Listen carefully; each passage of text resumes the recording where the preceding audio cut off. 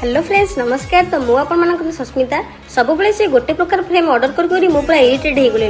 तो भाभी किसी दिन तले किसी गोटे यूनिक ऑर्डर करी से छोटे गिफ्ट तरफ आज मुझे ऑर्डर कर देछि एलईडी फोटो फ्रेम। तो चलतु मुझे आपन बॉक्स टी ओपन करके देखि दोछि। तो फास्ट देखो यहाँ हूँ फ्रेम अडाप्टर। तो फ्रेम टी देखो कौ भाई सिक्योरली पैकेज है। तो सहीटा आपने देखिकी जानीपे टाणा। तो देखो सांग मैंने बॉक्स टी ओपन होगा। फ्रेम टी केमती लगुच कमेंट रे निश्चय जनइबे। बिलीव कर सांग मैंने फ्रेम टी बहुत ही सुंदर है। मुझे आपको प्रथम कहती मैंने एलईडी फोटो फ्रेम आपने घरे रखिपारे कि गिफ्ट करेंगे। चलते कनेक्शन करके ऑन करवा और देखा केमती लगुच फ्रेम टा।